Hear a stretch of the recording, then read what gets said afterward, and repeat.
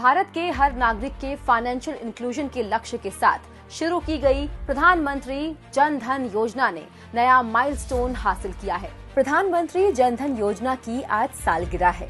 28 अगस्त 2014 को ये योजना शुरू हुई, जिसने भारत के करोड़ों मार्जिनलाइज्ड लोगों की किस्मत बदल दी। ताजा आंकड़ों के मुताबिक जन धन खातों की संख्या 50 करोड़ के पार पहुंच गई है। इनमें से भी 56% खाते महिलाओं के हैं, यानी महिला सशक्तिकरण, और 64% खाते ग्रामीणों के हैं। आइए देखते हैं कैसे जनधन अकाउंट ने नई क्रांति लाकर देश के हर क्षेत्र का सशक्तिकरण किया है। 28 अगस्त 2014 हर भारतीय का अपना बैंक खाता हो, इस लक्ष्य के साथ प्रधानमंत्री जन धन योजना की शुरुआत होती है। 22 जनवरी 2015 को सुकन्या समृद्धि योजना की शुरुआत होती है।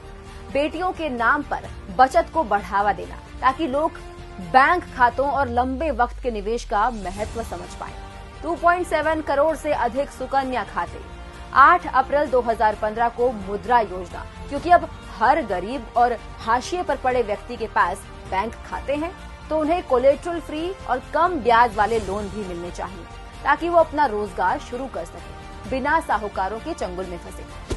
अब तक कुल 42.91 करोड़ मुद्रा लोन सैंक्शन किए जा चुके हैं और ज्यादातर पैसा आया जनधन के खातों में। 9 मई 2015 को फाइनेंशियल इंक्लूजन से जुड़ी 3 और योजनाएं लागू की गई। प्रधानमंत्री सुरक्षा बीमा, जिसके 34.18 करोड़ लाभार्थी हैं, जीवन ज्योति योजना, जिसके 16.19 करोड़ लाभार्थी हैं, और अटल पेंशन योजना, जिसके 5 करोड़ लाभार्थी हैं। लेकिन सवाल था कि सारे गरीबों को इस फाइनेंशियल सिस्टम से कैसे जोड़ा जाए, कैसे इन तक लाभ बिल्कुल सीधे पहुंचेगा।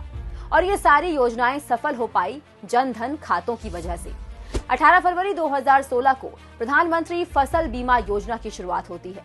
मौसम की मार हो या फिर दूसरी परिस्थितियां, फसल खराब होने की सूरत में किसानों को बीमा के जरिए सुरक्षा प्रदान करना इस योजना का मकसद है। अब तक 37.66 करोड़ लोगों को इन जन धन अकाउंटों के जरिए इस योजना का लाभ मिला है। 5 अप्रैल 2016 को स्टैंड अप इंडिया की शुरुआत होती है, एक योजना जो बन गई सशक्तिकरण की क्रांति। स्टैंड अप इंडिया के तहत दलित, पिछड़े और महिलाओं को स्वरोजगार के लिए लोन दिया जाता है। अब तक 40,700 करोड़ लोग जन धन अकाउंट के जरिए इस योजना का लाभ उठा चुके हैं। 30 दिसंबर 2016 को भीम यूपीआई की शुरुआत होती है और इसके साथ ही शुरुआत हुई एक नई डिजिटल क्रांति की, जिसने सिर्फ पढ़े लिखे लोगों को ही नहीं, बल्कि गरीब और वंचित तबके को भी ऑनलाइन पेमेंट के सिस्टम से जोड़ा। यूपीआई के माध्यम से जुलाई 2023 तक 354 लाख करोड़ ट्रांजैक्शन हो चुके हैं और एक बड़ा माध्यम है जन धन अकाउंट। 1 सितंबर 2017 को प्रधानमंत्री मातृ वंदना योजना की शुरुआत होती है। ये एक डायरेक्ट बेनिफिट ट्रांसफर स्कीम है, जिसके तहत गर्भवती और दुग्धपान कराने वाली महिलाओं को जच्चा और बच्चा पोषण के लिए धनराशि मुहैया कराई जाती है। करीब 3.32 करोड़ माताओं ने इसका लाभ उठाया है और पैसा आता है जन धन अकाउंट में।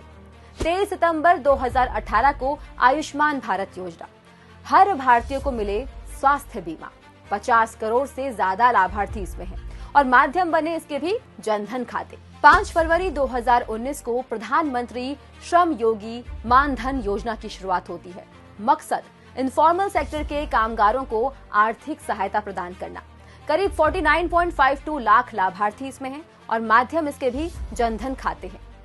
24 फरवरी 2019 को प्रधानमंत्री किसान सम्मान निधि यानी कि किसान योजना की शुरुआत।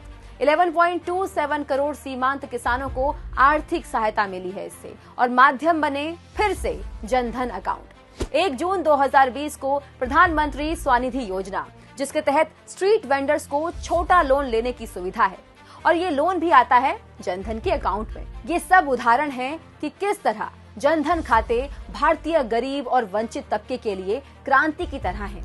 अब तक इन खातों में सरकार के द्वारा करीब 30 लाख करोड़ रुपए ट्रांसफर किए जा चुके हैं। इन डायरेक्ट बेनिफिट ट्रांसफर का लाभ मिला है गरीबों को, जो भारत की आबादी का 42% है। आपको याद होगा पूर्व प्रधानमंत्री राजीव गांधी का ये बयान कि केंद्र द्वारा भेजे जाने वाले 1 रुपए में से सिर्फ 15 पैसे गरीब तक पहुंचते हैं। बाकी 85 पैसे कहां जाते हैं? बिचौलियों के पास।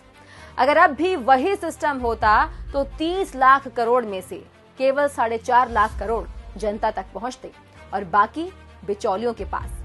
लेकिन जनधन अकाउंट्स ने उन बिचौलियों को सिस्टम से बाहर कर दिया है और पावर को सीधे गरीब जनता के हाथ में दे दिया है। इसीलिए ये जनधन अकाउंट एक क्रांति है गरीब और सर्वहारा वर्ग के लिए।